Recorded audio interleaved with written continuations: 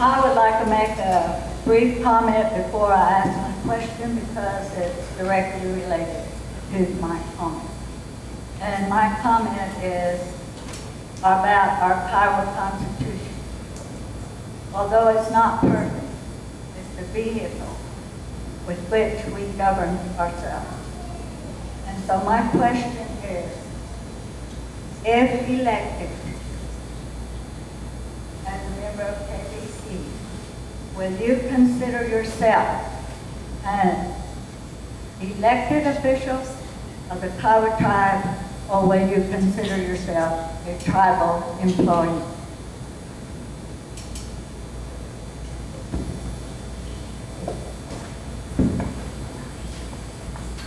I will consider myself.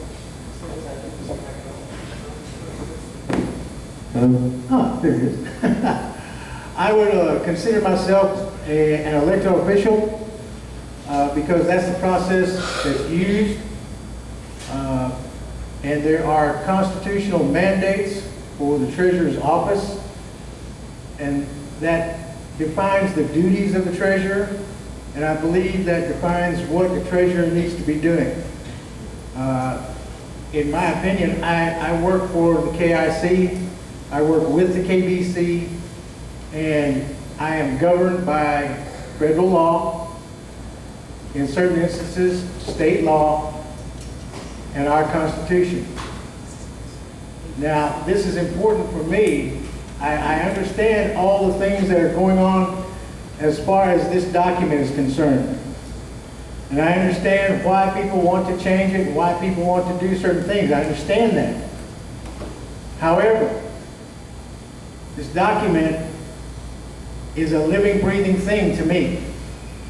It has areas that can be changed. It has a way to change it. What I don't understand, and I'm sorry if I don't, but I don't understand throwing it away and starting all over with a brand new document. People have blamed this for all kinds of things and said it's the problem with this. If we didn't have this, we would be much better off. Well, I'm saying if we didn't elect people who keep abusing this, we'd be much better off.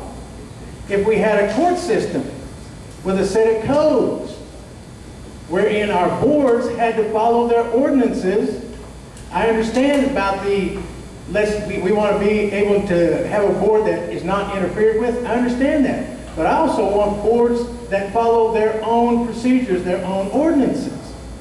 And I think if you had a judge or a court in place and you said, all right, these are your ordinances, if you violate them, you're going to go before a judge.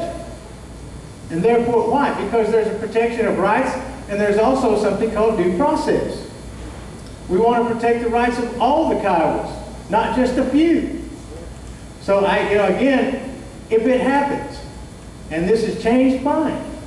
But what the people don't say is, what if that doesn't go? What if the people turn it down? What's going to happen then? We're going to have to work with this one, and we're going to have to obey it. And that means all of us. And we're going to have to find a way to make changes in it. There is a way. It explains it. One of the things I want to say also is, as KIC, and I'm speaking to all of us, I want all of us here to vote, but I don't want it to end there. Please, and I'm talking to me too, participate. Participate. The numbers of registrations for voting are phenomenal. I love it. What I'm waiting on is to see how many people actually vote.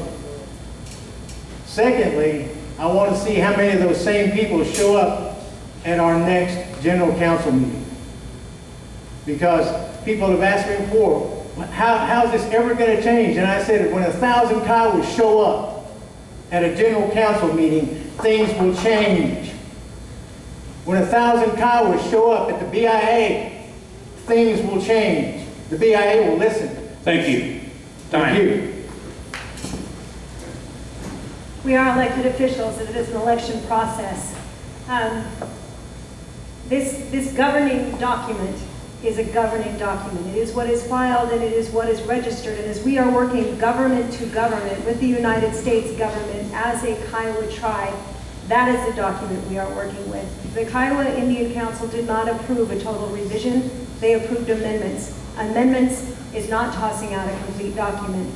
The wisdom in taking a whole brand new governing body and then taking an untried and untested brand new governing document that people a lot don't understand, that's just not wise.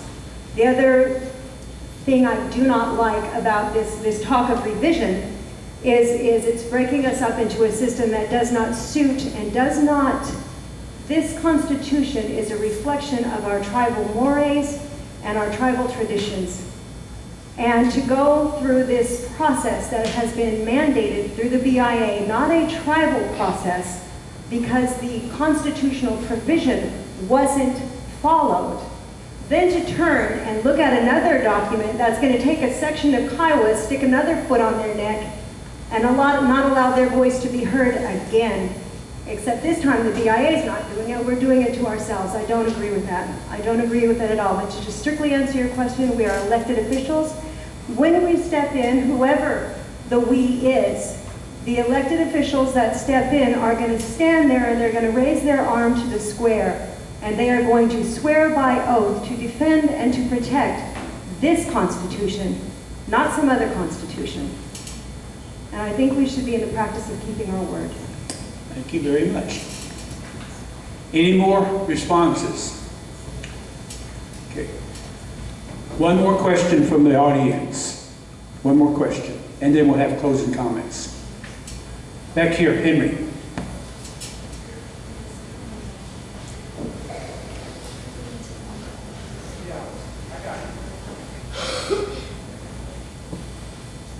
I don't have my glasses on here, so I'm going to try to. I just want to say, first of all, that I'm glad you guys are here. I think at some point, I think there'll be room for everyone. Great minds up there.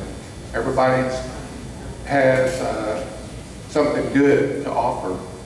And I'm really proud of all of you because this is the first time I've seen something like this in 40-something years. But I want you guys to always remember, though, that when you look down the road here, you see what sovereignty is about. You see the Chickasaws, you see these other tribes, they don't worry about money. What we're doing right here tonight is we're trying to establish something. We're trying to establish something that we haven't had in 6 years.